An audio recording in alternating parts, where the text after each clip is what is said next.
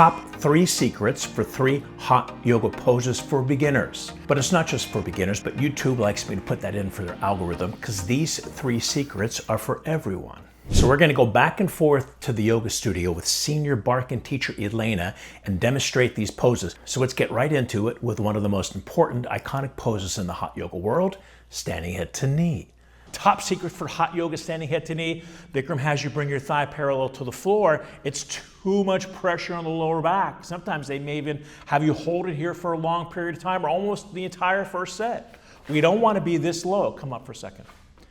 I don't want to ever hold it too long because if you're not in your 20s and you're not super strong and flexible, it's going to crunch your lower back. Yeah, maybe a younger person can hold that position for a long period of time. Instead, in the Barkan Method, we want the knee a little bit above waist level. Let's go ahead and do that. Now, what happens is it widens the sacrum and protects the lower back by keeping the knee a little bit above waist level. She still can maintain the pendulum swing to kick that leg out. So from here, she can still come to parallel. Come on back in for a second. But we're going to start a little higher, and she can still come to that parallel position. So the top secret here, relax for a second. Top secret is keep your knee a little bit above waist level, protect the sacrum, protect your back, protect your practice. Welcome back to my home. If you're new to the channel, please consider subscribing, hit the like button. Any questions or comments on these 3 poses, put them down below. I'm happy to get back to you. Alignment is key. You've got to make sure you're properly positioned. One of my favorite metaphors is like the toy train on the track. You got to line up those wheels on the railing. Otherwise, the train could be working really hard and it's just not moving, spinning its wheels. We've got to get you back on track.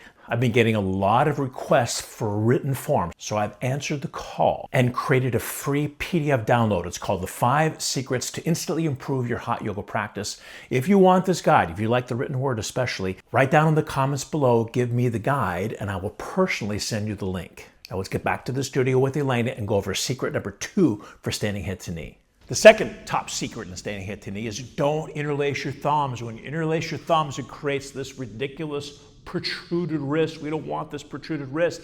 Instead, we're going to relax the thumbs, interlace only the 8 fingers, and that creates a straight wrist. By not interlacing the thumbs, just keeping the interlaced fingers, not the thumbs, that straightens the wrist here. Before it's a protruded wrist, that creates too much tension, too much strain. She won't be able to drop her elbows down when it's time. So only the 8 fingers, not the thumbs, interlace them. Big difference, creates a lot more success for this pose. Third big mistake is when people start to kick that leg out and the leg is almost straight. The upper leg is almost straight, but it's not completely straight. Stay right there. They start dropping their elbows down because they think that they have to get to that full position.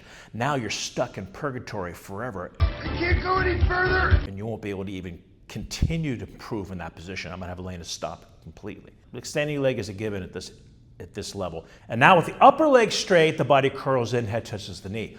Only if the upper leg is straight. Next posture, and you guessed it, drum roll, is standing bow. Now before we go to the studio with Elena, I want to explain a very important equation about the standing bow. That's understanding the percentage of what part of your body you need to be successful in this position. 40% is the back bend that happens automatically. I've said this before, you don't want to overarch your back, just let it happen naturally. 20% is the arm reaching forward and the back, hip, and shoulder extending behind you. You want to extend yourself. So what's the remaining 40%? The remaining 40%, drum roll again, is the flexibility of your standing leg hamstring.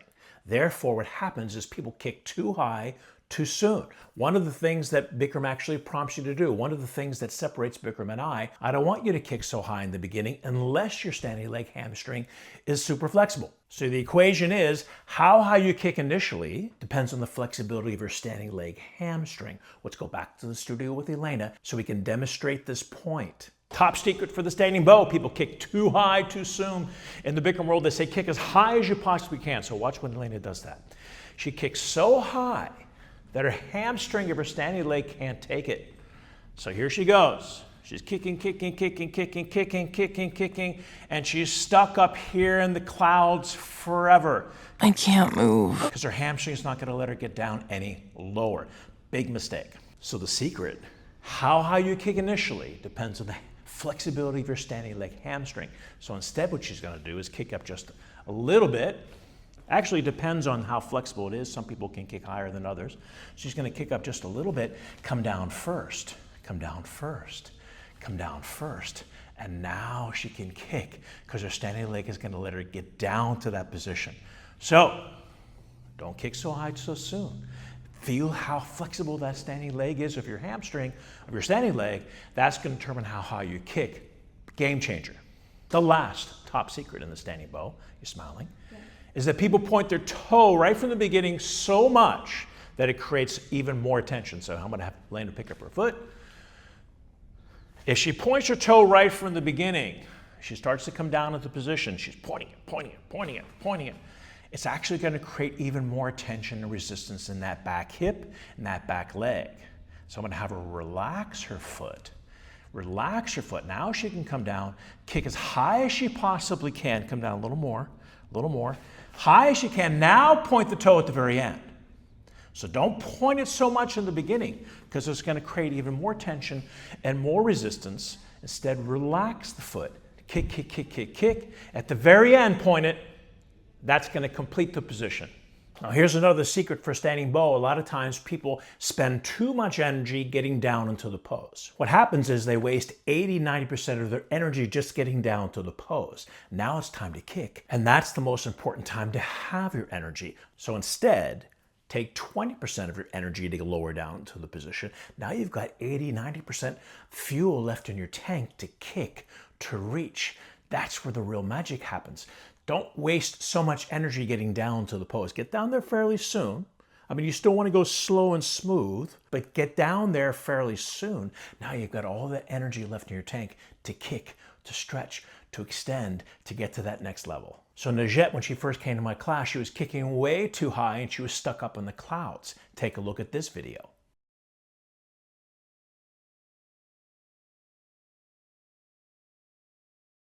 She's kicking, she's kicking, she's kicking, and now she's stuck. She can't go any further. Her hamstring won't let her. She's kicking way too high, way too soon. So what I had Najette do is get down much sooner. Now take a look at this video and you can see what I'm talking about. Now I have Najette not kicking too high. Sorry that Paul's hand is right in her face. So she's going to lower down sooner. Now here she comes down more. Now she kicks back, reaches forward. Now she's only spent 20% getting to this point. Now she can kick. Now she can reach all the way back. Now I'm coaching her. That's why she starts to smile. Come on, kick up, kick up, kick up. Now she's got the fuel left in her tank to take it all the way. And the third iconic hot yoga pose that I picked is half moon, right, left, and back. Let's go back to the studio with senior Barkan teacher Elena and demonstrate these 3 secrets. The first thing we're going to look at, are you smiling? Yeah. In half moon is the opposite directions. It's important to understand these opposite directions. So Elena is going to bring her arms over her head, interlace the fingers. And as she goes over to the right, her hips are coming to the left. You see that opposite direction? Arms right, hips left. First opposite direction. I'll have Elena come up. Now we're going to go the other side. As she goes over to the left, the chest is going to come out as the arms come back.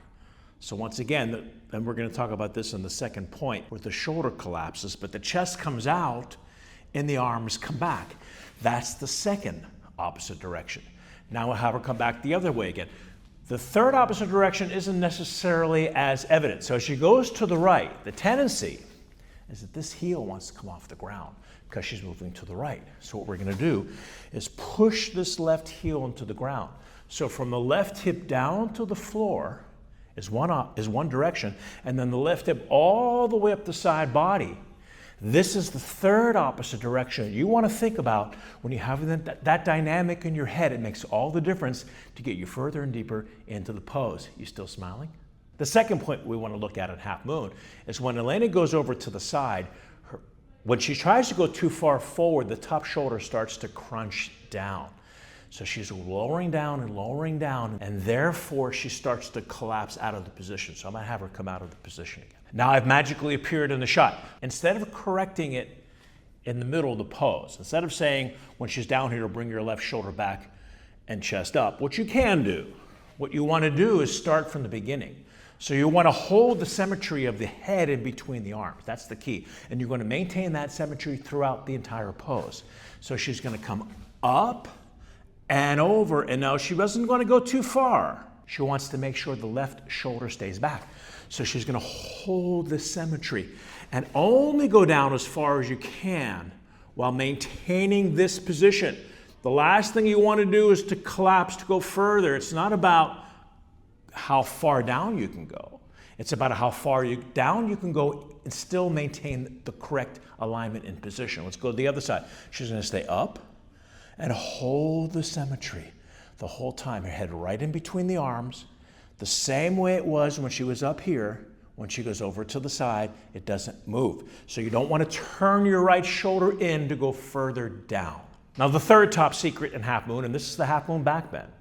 That was before we were doing the half moon to the side, is that when you go backwards, her head drops, and she starts to go back. People have a tendency to push their hips way too far forward.